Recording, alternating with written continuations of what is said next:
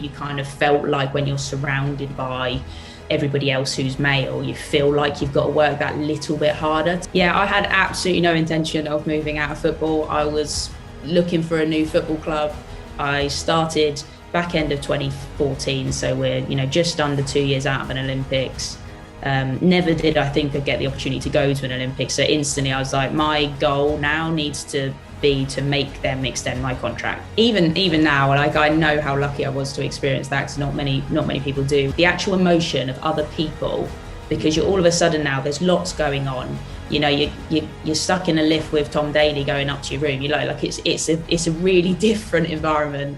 On reflection, when I look back at it, it's about time we had some representation from hockey on this channel, and today is time for that video. So today's guest, as you can tell from the title, is Amber, who is Data and Insight Lead at GB and England Hockey. And Amber's been involved with those clubs, in terms of with the hockey clubs, for a number of years now, so kind of progressing throughout the years she's been there. And actually before hockey, she was in football as well, which we'll come to in the conversation. So I'm really curious to know, what role Data plays within hockey, what it's like going to these tournaments and traveling around the world as part of a team, as part of an international squad.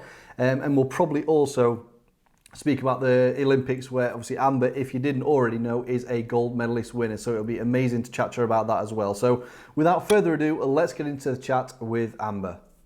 Hello, Amber. Welcome to the channel. How are you doing today? Very well, thank you, Chris. Good. I appreciate you said you kind of got a bit lucky and got out of work a little bit early today. So I appreciate you joining me, although it's still kind of getting dark already, which is a bit of it's a sign that winter's coming. So obviously appreciate you jumping on, Amber, really do. So before the video started, I gave my own little intro, but I like to kind of pass it on to the guests. So for those that don't know who you are, Amber, quick one, who you are and what you currently do and what's your current job role at the moment. So my name's Amber Luzar. My job title is the Data and Insight Lead at Great Britain and England Hockey, which essentially encompasses analysis as well. And I've been working with Great Britain Hockey now for nearly 8 years. Wow, that's more than I thought. That's a long time. Okay, so just what we'll do then is we'll go right back from the start in terms of how you got into analysis then, Amber, really. So I noticed you got a degree from Brunel University, was it? And did that include analysis at that point? And where did the first bit of analysis come for you? And kind of when did you discover that might be something that you want to do as a career? Try and give you the short version, Chris, so we could be here a long time. So don't be fooled by the baby face. I'm a lot older than I look. Back when I went to university, there wasn't really many universities that did a course specific in analysis. It was really in its infancy, I think. And to be honest, I didn't really know it existed. Yeah. So I started off, I did a sports science BSc at Brunel, kind of obviously dipped into lots of different areas, psychology, physiology, biomechanics, realized I was quite good and enjoyed biomechanics. So sort of took that route, I guess, is where my dissertation went and where I specialized.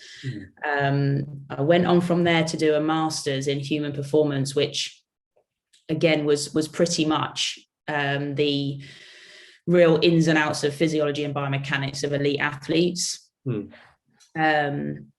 And during that time, when I was doing my master's, I had a seminar, just a one-off seminar that was run by somebody, I forget his name now, but it was run by somebody that had been to Brunel a few years before and was at the time the Tottenham analyst. So it was like this 1 hour of what analysis was. And that was the first spark of that, like, really interests me and could be something that I'd like to do. So to be honest, I started off going to university knowing I wanted to work in elite sport, specifically football at the time. But in terms of exactly what that would look like, I was still trying to figure out. Yeah. I think that's about the similar time to when I went. So like you said, there's a lot more degrees now that I either specialize totally in analysis, or obviously there's a lot more analysis modules. Back when, I'm pretty sure it will be about the same time. So we're both getting on a bit now, Amber, probably, as you said. So there was some that just didn't have analysis in. Some it was literally a one option in year 2 or something like that. So you did have to pick and choose if you wanted to do analysis. So because I remember back when I did modules that I weren't really interested in, to be perfectly honest, but it was just a case of that's what came with the course. But it's good that you kind of did a bit of a mixed bag, really, because I think one of the early experiences you've got on your profile, Amber, is sports scientist at Wickham. So you mentioned in the kind of little description there, you did a bit of everything there as well. So was that a case of just kind of seeing what you liked and kind of trying different things and just being open to the different parts of kind of sports science? I think initially, so that was an internship that I sort of had come to realize that if you really wanted to get your foot in the door at some point, you're going to have to do an internship of some description. So I was really fortunate. Wickham was a local club. They offered a sports science internship at the same time that I was doing my master's. So I went there, and it was a bit of try your hand at a bit of everything, to be honest. Being completely honest, as an internship program, it wasn't one of the best, but it allowed me to see a couple of different areas and then realize the ones I liked and the ones that I didn't. And also it allowed me now moving forward, actually having an experience in an internship where I don't feel like I applied myself as well to get the most out of it. Now, kind of as a mentor running those programs was a really good learning curve.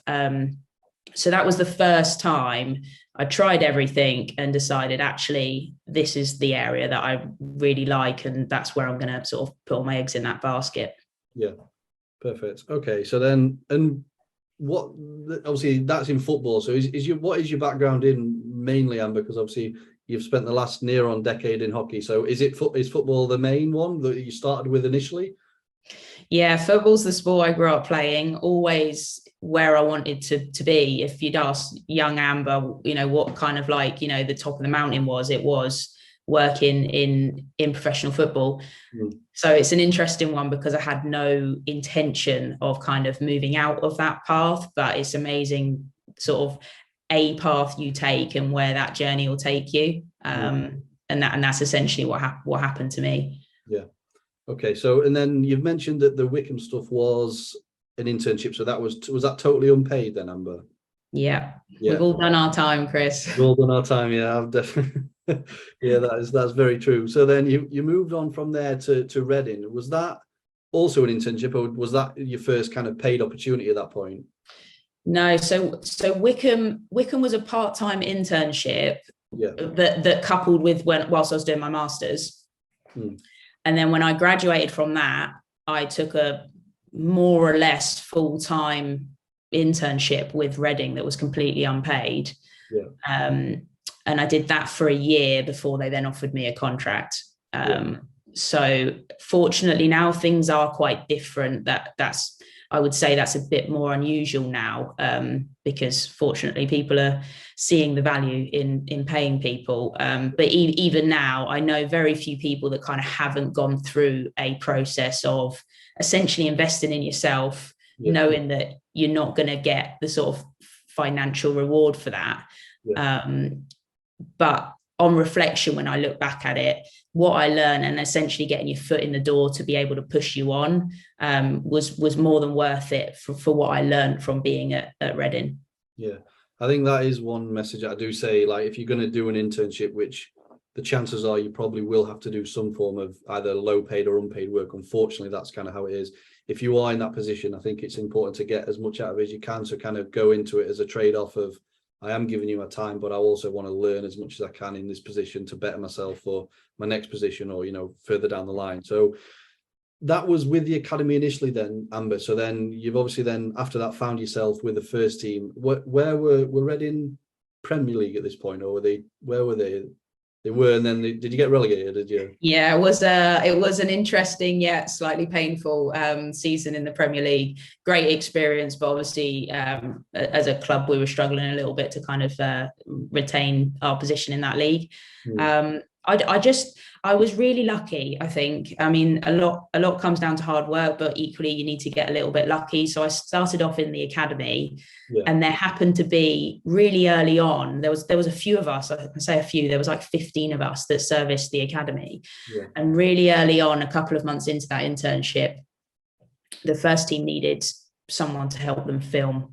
And I just so happened to be the name that got put forward. So that got me kind of in the door essentially. And then they obviously thought I did an okay job then. So they asked me to come back, and very quickly, I wasn't with the academy very long before I moved to the first team. So yeah, I did a full season in the Premier League and then back in the Championship, which again, and definitely an interesting, sort of schedule from week to week, and kind of how things look in that, very different to what it now looks like in hockey.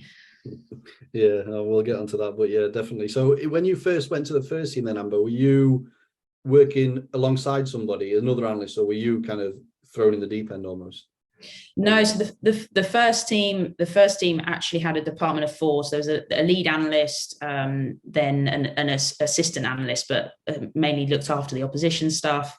Yeah. And then there was myself and another intern. So there was a department of 4 of us, and across those 4 kind of areas were sort of split up, that we'd all take part ownership over, and we tend to kind of stick with that task potentially for a couple of months before changing. So, for example, one of us would be responsible for looking at the opposition key players, and one of us would be responsible for looking at all the opposition set pieces. So you'd kind of sit in a bit of a rhythm of doing that for a couple of months at a time before you swapped round, which was good because you develop your processes then, you become quite efficient at what you're looking at.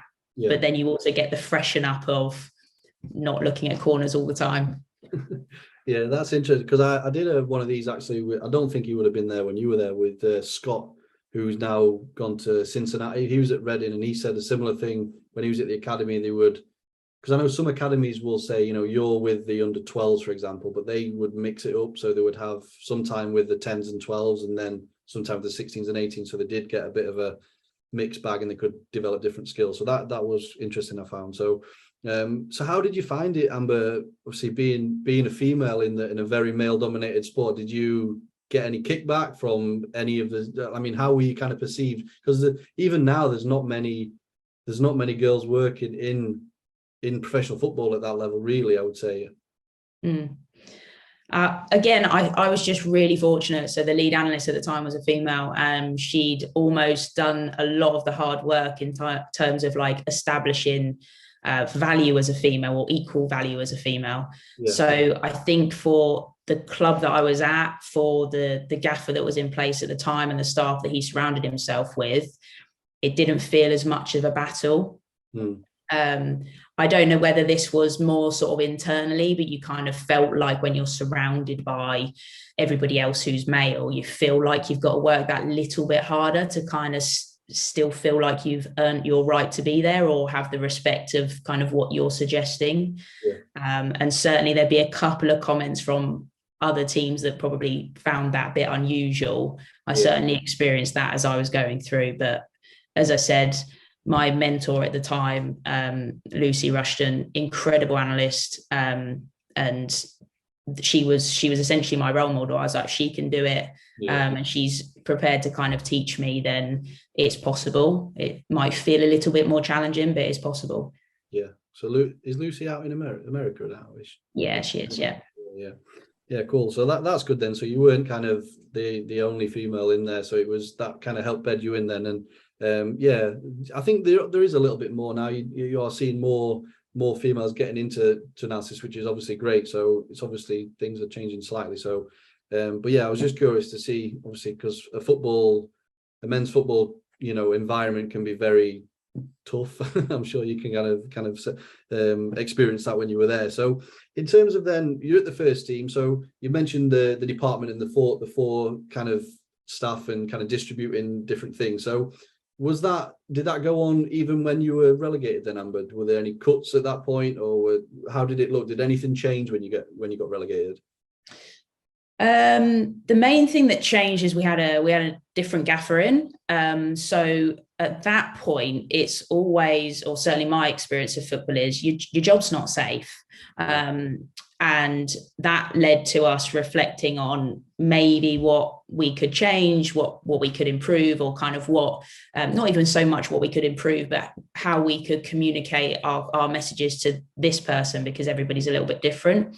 So there was probably an upfront sort of 2 or 3 weeks of all of us as a department, obviously led by Lucy and Jace at the time, to try and understand what this new manager might prefer to have or how he likes to work, and reshifting our workflows to try and fit into that. So as an analysis department, we were quite lucky. We didn't have any kind of redundancies in any aspect, but unfortunately that wasn't the same for every department across the club. Yeah, you're definitely right. Obviously, when you say your job isn't safe, because, and I've done videos on this before where, you know, a manager gets sacked, someone comes in and they might bring their own staff in, so you are always thinking, have I got a job here? And it's who were the managers at Amber that you worked under? Who would it have been at that point? So Brian McDermott and Nigel Adkins. Nigel Adkins, yeah, okay. Yeah. Didn't Nigel Adkins come from weren't he a physio or something? Was he? Yeah, it was a physio. Yeah. Cool. No, interesting. So, okay, so you've been at Reading then. So then I read in a little article, obviously this is kind of when you made the move to hockey, and I don't think it was an intentional. You never looked for the move to hockey. Were you kind of contemplating other football options at that point? And then how did the hockey opportunity come about? Yeah, I had absolutely no intention of moving out of football. I was looking for a new football club. Actually, nothing to do with not enjoying Reading or the people I worked with or the club, and everything to do with the fact that I kind of fundamentally knew that if I stayed there, I'd be really good at the jobs they'd asked me to do, as opposed to at that point in my career needing to stretch myself or try and do something a bit different, or see how other things are done. And that was really the driver of me wanting to look for a new club. And that's probably where that kind of period went. So a little bit of uncertainty. I'd not renewed my contract with Reading without really having anything as a fallback, which is potentially a bit risky, but at the time it fundamentally felt like the right thing to do. Had a couple of quite a few interviews with different football clubs. Going back to the female comment that you said earlier, I won't name the club, but I did. One of my feedback was told that they don't want to employ me because I'm a girl and they think the lads would get distracted. So that certainly existed. And I basically just happened to have all my CV and everything done, threw an application into the hockey role. And to be honest, two things. My best friend basically was like, you got to be in it to win it. And I fundamentally had written myself off because I was like, I don't know hockey, so surely they're not gonna look at me. So my best friend definitely gave me a nudge in the right direction, and the fact that it was local really to where I grew up. I think on reflection, I probably would have been a bit silly and naive, in the sense that if it had been further away, I don't think I would have applied, because I pretty much did write myself off for it. So in my view, I slipped the net. They interviewed me, and again were probably at that point in their analysis journey looking for something different. I think it really played into my hands that I didn't know the sport, which is quite unusual, because normally you kind of expected to have quite a high knowledge of the sport. I think the fact that football's very similar to hockey in some elements obviously helped. So sort of picking it up was easier maybe than if I had been specializing in an individual sport. But almost my lack of knowledge was something that I think they quite liked. And when you say you didn't know it, you never played it?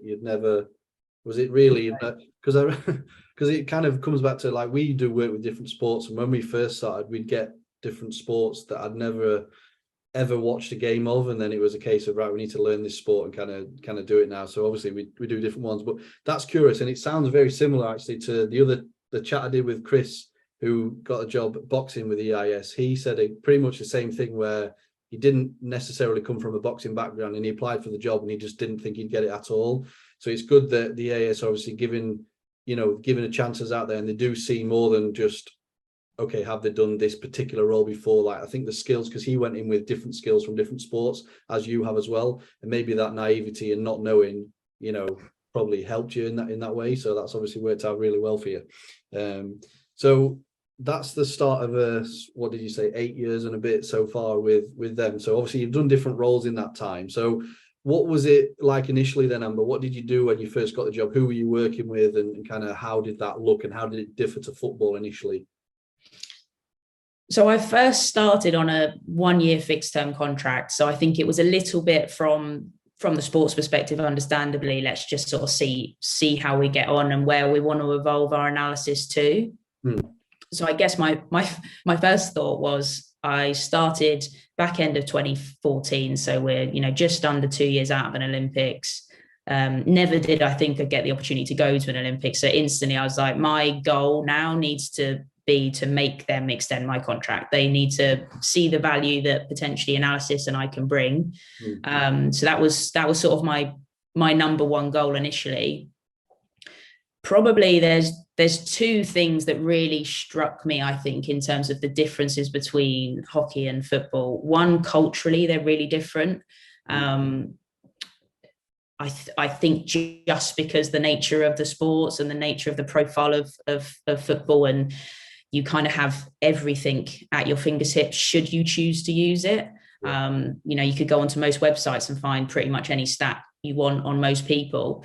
So that is really different. And as a consequence, as an analyst, that made me have to think differently about efficiency of workflows, maximizing the information I can get with a really limited resource, and kind of how to do that. Whereas before, I'd never needed to really think about that. I'd never needed to think about how I might structure coding in a way that would give me data as well as clips, because we could get the data at our fingertips. So that was probably the biggest challenge and thing that I wasn't used to, that really pushed me as an analyst. Yeah. And were you kind of, because some analysts are not like the more video than data and stuff. So what would you kind of class yourself as? Are you kind of a self-taught when it comes to data? Were you always big on the kind of data side of things, or how's that evolved over the years? Good question. It's probably evolved, if I'm honest. And it's evolved because the analyst role within hockey is a little bit more data driven. So a lot of what we provide, it tries to tick two boxes. It tries to tick the box of making clips easy to find for people, and it also ticks that we need to extract data and objectify the game to be able to help find trends and move us forward. The coaches in the sport are very, very self-driven. And so from a sort of tactical perspective and a subjective perspective, they absolutely own all of that. It's not the same as in football, where like we might pull together the debriefs or the briefings. That is very much led by our coaches and sort of guided by us and data.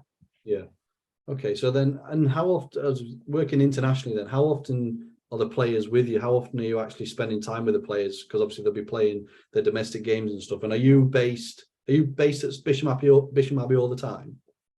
Yeah, so we operate quite differently to other national teams in the sense that we're full-time centralized. So we're basically like a GB program first, and then club underneath, as opposed to the other way around.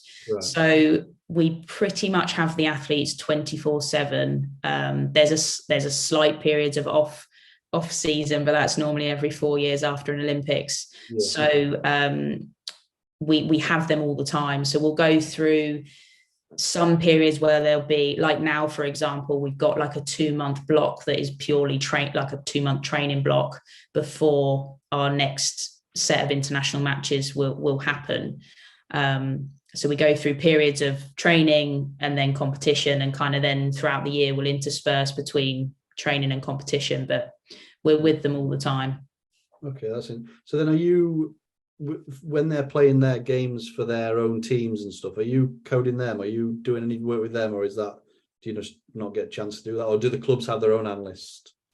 So some of the clubs do. They have their own analysts, but to be honest, probably the gap between kind of where clubs are at is probably bigger than we'd like it to be. So for example, our internationals in a senior international game for Great Britain or England will play anywhere between maybe 20-25 minutes of a game, whereas at club they'll pretty much play 60 minutes. So the intensity is quite different. We do have a couple of players that will play abroad, and those leagues are slightly different to our domestic league here. But for the most part, one, resourcing is a problem, and two, we wouldn't really gain it. Like the pool of people, actually, the pool of the sort of like hockey participants, we really know very well. It's not quite as big a sport as things like football, where there's, you know, sort of like saturated with really good players that we need to keep an eye on. Yeah.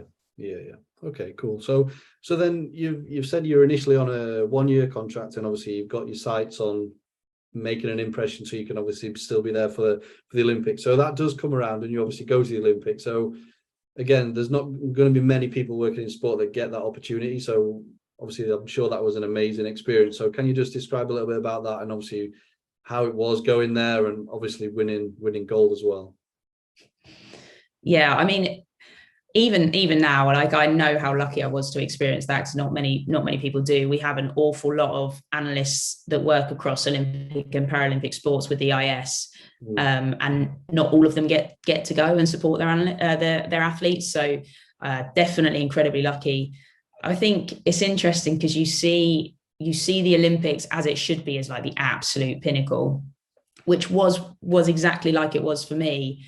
But if I'm honest, when I first arrived at the village, it was a little bit of an anticlimax, because the village wasn't quite finished. I didn't have hot water for a week, you know, like it kind of wasn't the glam that I expected it to be. The video tower failed its safety check the morning of the games. So we kind of were like, we need to go. So we basically went on there when it probably wasn't safe to do so. So like there were a lot of bits initially that you just don't expect, because you expect it obviously to be plain sailing. But as we all know, with analysis and sport, it never is. But if I'm honest, we deliberately for that tournament, and we do for every major tournament, we deliberately almost try and sit in our own bubble. We don't change any processes that we've rehearsed at every other tournament. Like, nothing significant changes just because it's an Olympics. They're refined processes that we've deliberately practiced. And as such, one of the things that we don't do is we don't go on social media, staff and athletes, for the whole thing. So you allow yourself to sit in a bit of a bubble. And that's essentially what I did. It wasn't until I kind of got back and processed that I was like, you know, kind of then all the emotion kind of comes with what winning a gold really means. But there were definitely a couple of things that I did. So because I wasn't sure I'd ever do an Olympics again, I was, you know, you're lucky to do it once, let alone do it more than that. So in true analyst fashion, I actually like monitored myself every day on lots of different things and rated myself for lots of different things, because I was like, if I can share with other people who might be going to an Olympics what that might have looked like, that would have been really useful to me. And actually that process really showed me some things that I just never expected would be something I'd need to think about. So a couple of examples are like just the actual emotion of other people, because you're all of a sudden now there's lots going on. You know, you're stuck in a lift with Tom Daly going up to your room. You know, like it's a really different environment. You've got people coming back that you know have just missed out from a medal. That, you know, it obviously that there's a lot of emotion. In Rio, our men's squad didn't do as well as the women. And for me, I found that really challenging, because my counterpart that worked for the men's squad obviously was really disappointed. So there's a lot of things that go on that I just never thought would be something that you might have to process, or something that might affect you. And just the sheer amount of work that you do and the lack of sleep you get and things like that. Obviously, they always surprise you, despite the fact you think you're expecting them. So was it you and one other then, analyst-wise, that went over there with the teams? Yeah, so I supported the women, and my boss at the time, amazing analyst, Ali Patterson, was the men's analyst at the time. So we pretty much in that we operated as in just working within that gender. So yeah, supported those teams. So then what does, obviously you've mentioned there, like there's a lot of work with a tournament like that. You're probably working a lot more than you're not working. So what does it look like? Because again, it was a bit eye-opening, because we had a little bit to do, as you know, with the Commonwealth this year. And so you're literally coding every, you know, you every single game that because you could come up against that particular opponent. So I'm presuming it's very full on. You're doing a lot of coding. Like you said, there's not that much if you want the data, you've got to collect it yourself. So what did it look like for you, kind of day in, day out during the actual Olympics? So we had anywhere between 6 or 8 games a day and across 2 pitches. So that was probably the biggest. That was the biggest challenge, in the sense that you kind of had to make a POW with one of the opposition, which in hockey is really, really usual, because you spend more time with those analysts than you do your own team. Yeah. So you develop really good relationships with them. So for Rio, I teamed up with the Spanish analyst, Andrew Wilson, who's also one of my good friends now. So he was on one pitch whilst I was on the other. So we did footage swaps, but essentially I'd code live and film live anywhere between 4 or 6 games a day, back to back, then get the footage off the other pitch and prioritize, once I got back, which ones I needed to make sure were covered in case we met them in the pool stages, which again was another blind side that I didn't see, because we actually ended up facing Spain in the knockout rounds and we knocked them out. So kind of knocked my mate out, which was obviously great, but also not so nice for him. But so basically you try and cover as many games as possible and turn them around as quickly as possible, because like the Olympics, for example, we played 8 games in 13 days. So you literally you'll play back to back, day off, back to back. So it's not just you reviewing like us, it's also getting what we need from the opposition to allow the coaches and athletes to see it within enough of a time frame to influence on the fact we're going to play the next day. Yeah. And so then obviously this year has been a Commonwealth Games. So what was your kind of take in that? What did you do during that? Were you there every day for all the games like you've described there? Was it a bit different, or how did that kind of go? No, it was exactly the same. The only difference now with my role is I lead on both the men and women. So I wasn't there just supporting and only covering like women's games. So between myself and my colleague Danny, we split the games up basically, and covered. So across both genders, there were 57 games. So we covered them. So we pretty much spent consistently about 16, 17 hours at the ground. Wow, nice. But that took it out of you. That's very interesting. So, yes. Okay. So in terms of your progression at the EIS then, Amber, so just if you want to describe, so you started off, obviously you've said performance analyst for England GB Hockey. I'm just on your LinkedIn profile at the moment. So then obviously head of performance analysis in that particular role. So can you describe what a technical lead is? Because I've seen obviously that's what Chris was as well. So what is the definition of that, and what does that mean that you do? Do you do extra responsibilities with that?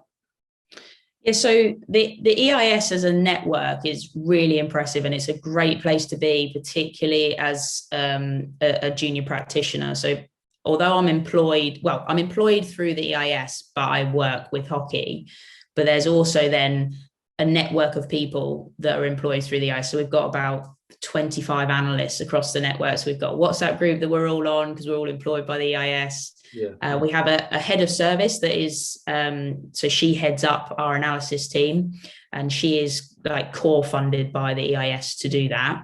Yeah. And then there's a team of us that work closely with her.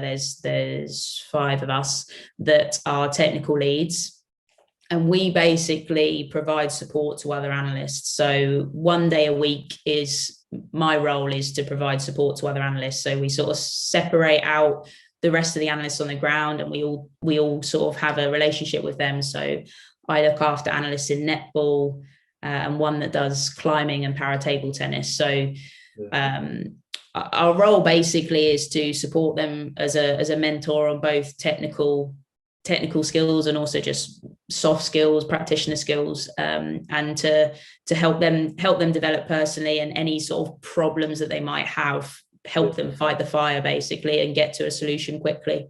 Yeah, because I did find that interesting when I spoke with Julia, who said, obviously you've got analysts at the IS with different sports, and you do kind of meet and share ideas. So something that might work with hockey could be transferred over to a different sport. So it's good that obviously it develops and allows people to kind of learn throughout their journey if someone's a bit less experienced than you, for example. So obviously we've talked about the tournament stuff then. So now let's just say, well, where are you at now? Are you running up to, when are your next international games, Amber? December. So what does this week look like then, for an example? What have you kind of been doing this week, and what have you got planned for the rest of the week? So this week we're pretty much in a training phase. We've got some practice matches next week against Ireland, so we've been prepping a little bit for that.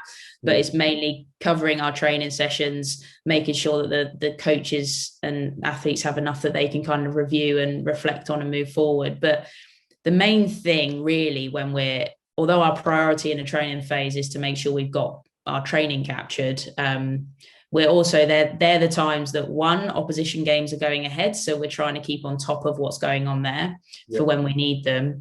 And two, that's the time that you look to evolve and develop and improve workflows and try and keep on creating and changing and adapting what you do, because the moment you stop and think you're on top, you're already steps behind. Yeah, definitely. So the current role that you're in now then is, you mentioned the job title, data and insight lead. So how has that changed, like in terms of what you do now to what you did when you first started? Then how different does that look?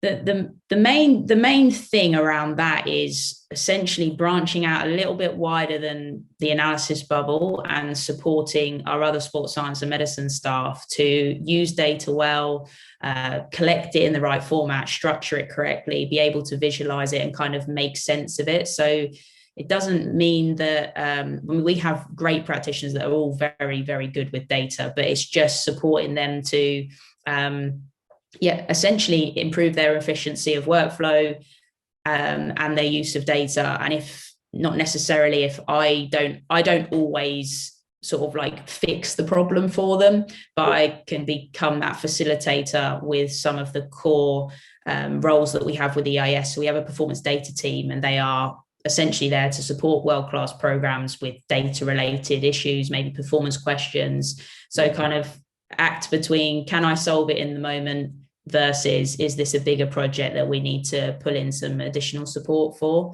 And that's probably the main shift of my role. Okay. And then in terms of, let's get a bit more specific on the analysis and in terms of hockey. So what are you able to share things like, what kind of things are you coding, Amber? How long would it take you to code a game in the detail that you would like to go in?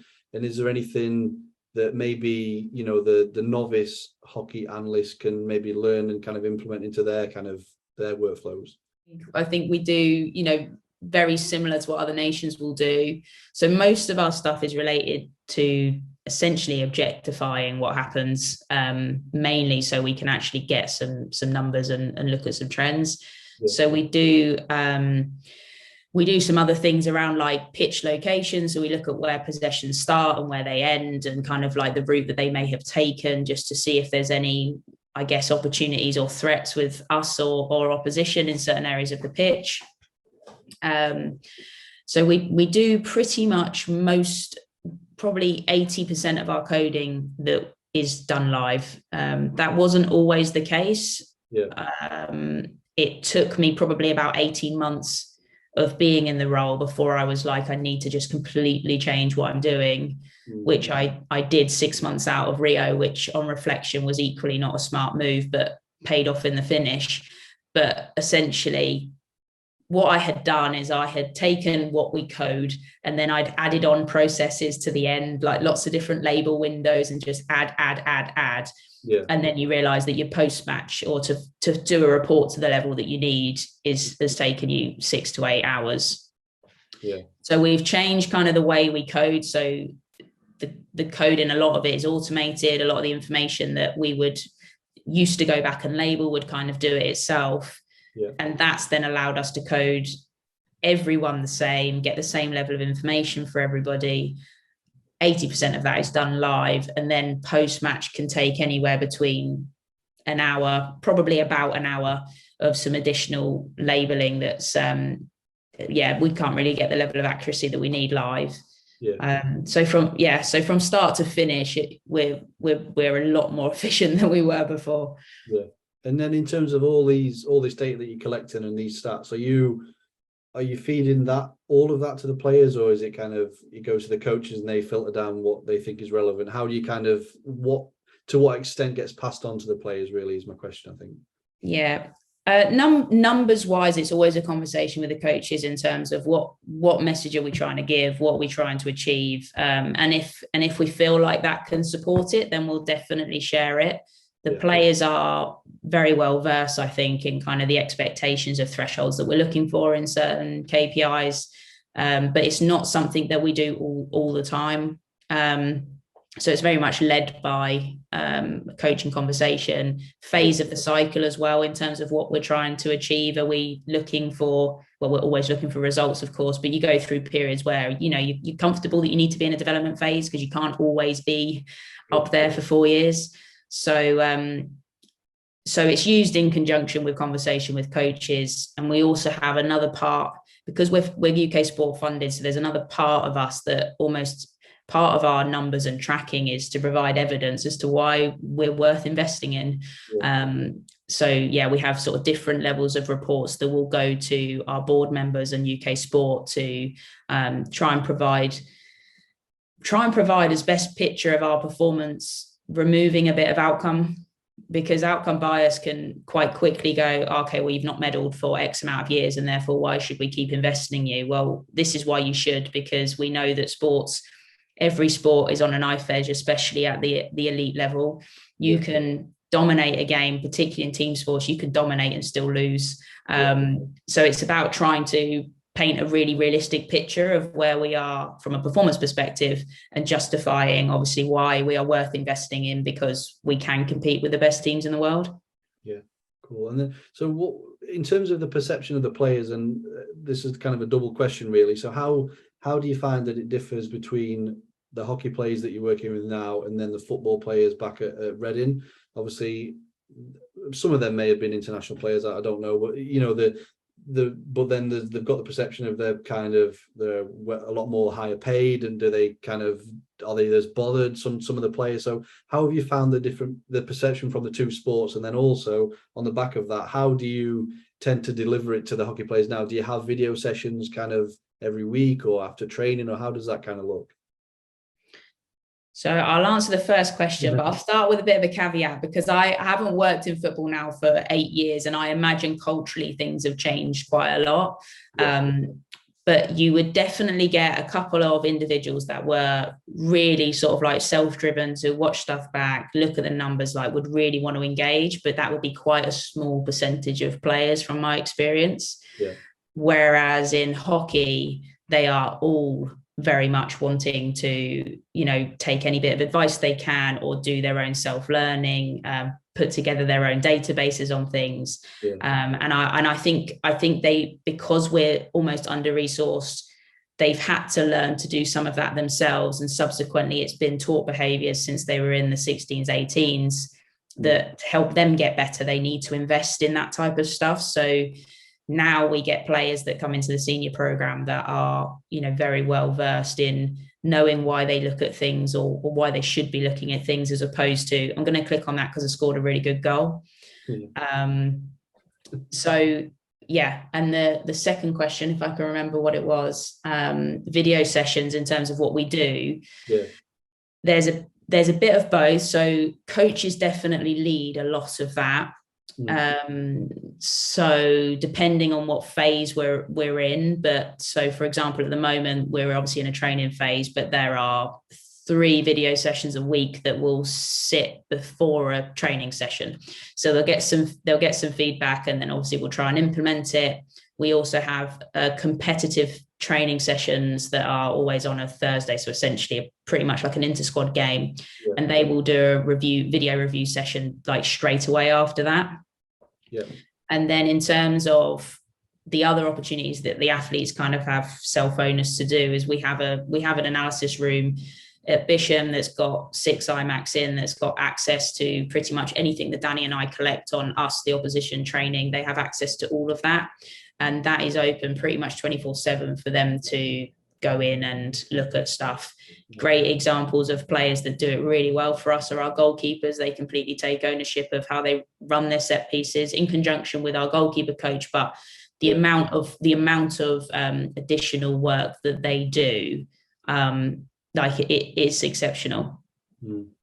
Yeah, it is interesting, and it's always, obviously, it makes your job easier if your players are, are as keen and they're buying into, and obviously appreciating the hard work that you put in there. So, my next question really was about, obviously, I probably know the answer. The highlight of your career so far are probably going to be the gold medal. But apart from that, what other things do you enjoy from working in sport? And what have you, over the years that you've been working, what do you really love about it?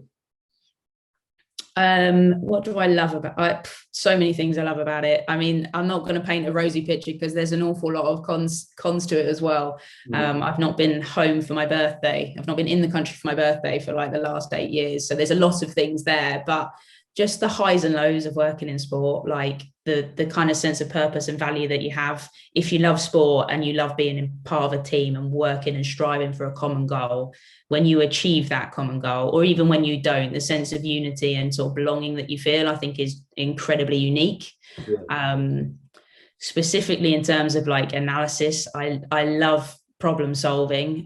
Well, I wouldn't say that when I'm deep in a problem, but when I find the solution, I love problem solving, and particularly sort of trying to adjust workflows to maximize efficiency. We work in a pretty under-resourced environment, and then trying to find a solution to something that did take you 5 hours but now takes you 3.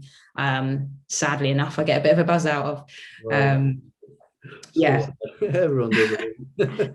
Okay, so then you touched on obviously some of the negatives there, which again I think it is fair just to share them as well, because if people are watching this as students and they're looking to kind of forge a career in analysis or just in sport in general, I think it is important to know that it isn't just all glamour and everything like that. There's a lot of hard work and a lot of long hours and time away from family, missing occasions and stuff like that. But that is the sacrifice that you kind of do for the love of it, to then experience, like you've said, the highs and being part of a team. There's nothing that can really match that. So for them kind of viewers then and listeners, Amber, what would you say is some of your best advice? Like if someone's at uni now, maybe in their second year at uni, and they're watching this and they think, actually, I would like to follow in the same kind of footsteps, career analysis, what advice would you give those type of people? I think those that are starting out, definitely, if you can get yourself an internship, throw yourself at it. Like the more you put into it, the more you'll get out, 1,000%. I think just in general, it's a really difficult industry to crack. Like not just in analysis. I think sport in general. Like how cool is it to work in elite sport? It's difficult. So I think accept that you'll get a ton of doors shut in your face. But if you ask for feedback and use the feedback, like you will get your break if you keep on pushing. And like for my example, it might lead somewhere you never thought it would. Like I never thought starting out I would be part of a team that won a gold medal and then went on to win a bronze medal at Olympic Games. So yeah, I would definitely say that, like sort of accept it, like embrace failure. Yeah. Failure is going to be your best way to learn, particularly early on. It's not something to be ashamed of or embarrassed about. You might not press record, but you'll only do that once. And they're the good lessons to learn. We've all done it. They're the good lessons to learn really early on. Probably the other two things I would say is don't underestimate the importance of being really good at the basics. And I think more and more I'm hearing kind of a lot of people talk about, the next thing you need to learn, or you need to be an expert in Python, or you need to sort of like, keep on all of those sort of like technical skills. And whilst they're going to be very important, and if you can learn them, great, don't underestimate how valuable being good at the basics is. Your data collection accuracy, how you communicate with coaches and athletes, how you actually get a message across. Are you just finding out something that's interesting, or are you finding out something that can actually impact performance? And can you articulate that in a way that's going to inform a coach's decision? Yeah. I often find that sometimes is starting to maybe get overlooked. And then try and make yourself stand out from the crowd. That's the only other thing I can think of. It's really challenging to get your foot in the door. You'll be applying to jobs that hundreds of people will apply for. You're not up against 2 or 3 people. You're up against a lot of people that CV wise are probably very similar to you. So what makes you different? And if you can try and show that to somebody, then you're going to spark their interest to at least have a conversation with you. And once you get through the door to an interview, it's anyone's game. Yeah. I think, yeah, you kind of touched upon it, being open-minded, because again, if you wouldn't have been open-minded to throw your CV in for that job, then who knows what would happen. You might not, obviously, you just don't know, do you? So, and just to re-emphasize again, the basics that you mentioned, we obviously get a lot of people applying for jobs here, and, they've come out of uni and they say they can do all these skills, but they're not, they can't film very well, they can't do this. And it's just those are the basics. I think if you can nail them down, then obviously do the other skills as well, but the basics are just as important. Okay, cool. So have you ever, I actually don't know, have you ever interviewed anyone, Amber, for a role, or have you been on that side as well? Yeah, quite a lot in the last sort of 3 or 4 years. I find myself more on the other side of the panel.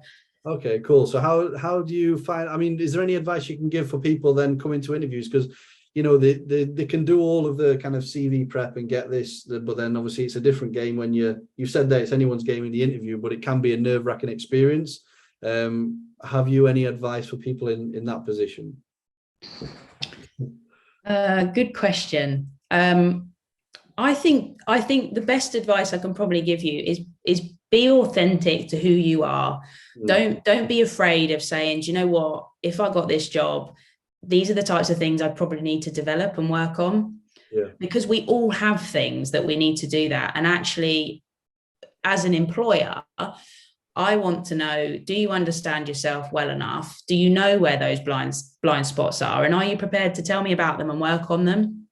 I think it's really quite easy to teach somebody how to use a camera, or how to use this bit of equipment, or how to do processes that are already in place.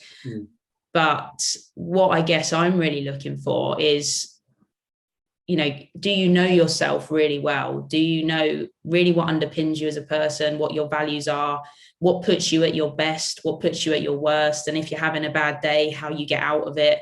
Like, particularly when you work with sports as I do, where you can spend up to a month in each other's pockets. Like, why do I want to spend a month, Chris, with you next to me? Like, what are you going to bring? What are you going to bring? Because I can teach you the fundamentals of the job. And I'm not saying they're not important, but actually sort of really looking at understanding yourself and self-reflecting on things like that is something that I think is really important.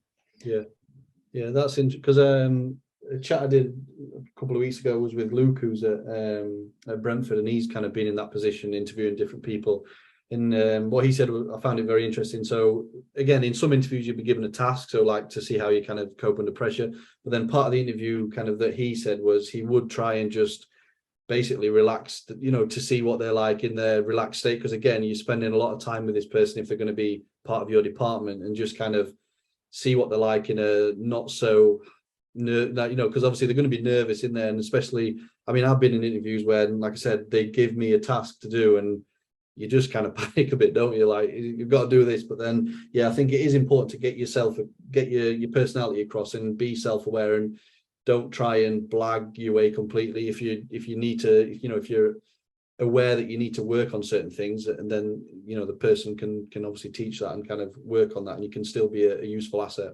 So that's very interesting. So I think just one other bit of advice that I would give any candidate is, the panel want you to succeed. Yeah, it might not feel like it, but we want to employ the best person. We are not looking for you to fail, despite the fact there might be a bad cop in the room that's throwing some curveball questions. So know that the intent of the panel is for you to succeed, and just try and relax. And to be honest, we know that people get nervous. I mean, I get nervous. I'm awful in interviews. I always say something stupid. That's why I've not moved. I think I daren't go to another interview. I don't think anyone will have me. I always say something silly. I did it at the Reading interview. I did it at the hockey interview. And sometimes actually I wonder whether that shows a bit of personality, or they felt sorry for me, one of the two, but those things happen. I'm similar. I couldn't even get a job, so that's why I do this. I'm obviously not very good at interviews either, so it is a tough one to crack. But I think, you know, for people that listen that have maybe had interviews and obviously they're getting no's, don't take it to heart, because like you mentioned earlier, it's a very, very competitive. There's hundreds of people going for these jobs, and to make it to an interview, you've obviously then come out maybe top 5-10% in the applicants. And if you can ask for feedback and then say, you know, what could I have done better with that, and then just kind of eventually, if you keep knocking on the door, you will get somewhere. So yeah, and I think if you know who might be on the panel or who's leading that recruitment, there's no harm dropping them an email before and saying, I'd like to know a bit more about the job. Can we have a chat? And sometimes that over the phone almost breaks the barrier for when maybe you do get an interview, that you feel a little bit more of a level of comfort. And also, as an employer, I know that this person's really interested in the role. Yeah. So there's some other little parts that I think are good initiatives to take if you're prepared to take them. Definitely. So one question I do ask the majority of guests, Amber, is, do you have any recommendations apart from this podcast? Any other podcasts, any books or anything, not necessarily sport or hockey, just anything that you want to give a shout out to that you find interesting? Oh, I've started listening to The Moment of Truth, BBC Sound's Moment of Truth. Okay, yeah. Which is a really good podcast. I'm nearly finished. It's definitely reminded me of the days in football. It's a good one. And then recent books that I say recent, I don't really read that often, if I'm brutally honest. I more listen to them as I'm coding stuff. But Rebel Ideas by Matthew Side's really good. Really enjoyed that. Actually, a couple of his books are quite good. Black Box Thinking's a really good one as well. So I definitely recommend him. Cool. Thank you very much. We'll link them below for anyone that's interested. So again, we've kind of been on pretty much an hour, Amber, so I don't want to keep you too long. So is there anything that you want to give a shout out to, anything we've maybe not spoke about that you just want to say, anything at all before we kind of wrap up? I think I've talked enough, Chris, to be honest. Talked your ear off, surely. No, I don't think so. No, that's fine. Well, that's, again, really, really appreciate you jumping on. And for those that are watching, if you've got any questions for myself or Amber, you can leave them in the comments below. And Amber is also on LinkedIn, so feel free. I'm sure you don't mind people connecting with you on there. So yeah, thanks very much for your time, Amber, and I will catch you soon. Cheers, Chris. Thank you very much.